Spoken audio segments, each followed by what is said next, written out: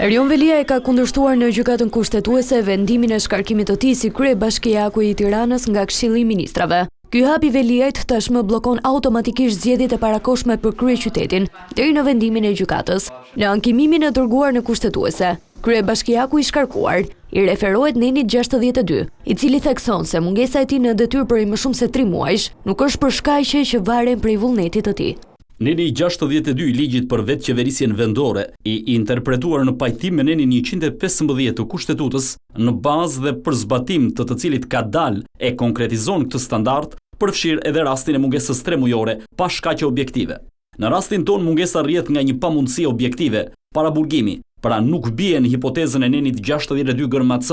Duke e trajtuar këtë mungesë objektive si shkak shkarkimi, Këshilli i Ministrave ka aplikuar një kriter të ri, që zgjendet në asnjë dispozit juridike. Sipas Veliajt, Këshilli i Ministrave nuk ka respektuar ligjin i cili sqaron dhe rastet e shkarkimit.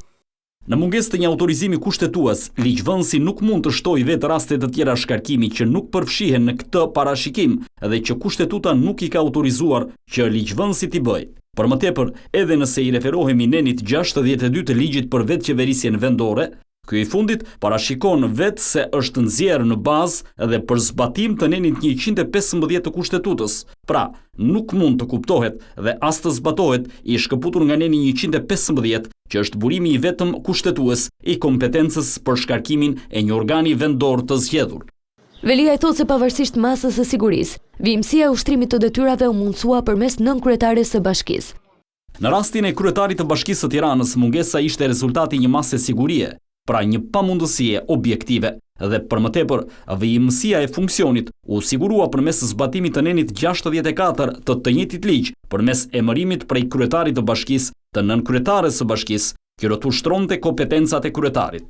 Pra, në themel nuk kishte asnjë shkelje të rëndë, çka e bën aktin jo vetëm të pabazuar në kushtetut, por edhe të pambështetur materialisht në rrethanat konkrete.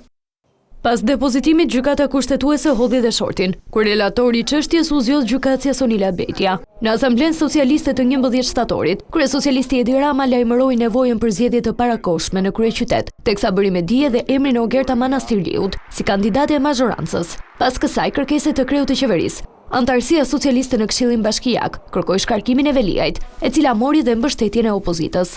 Miratohet. Faleminderit.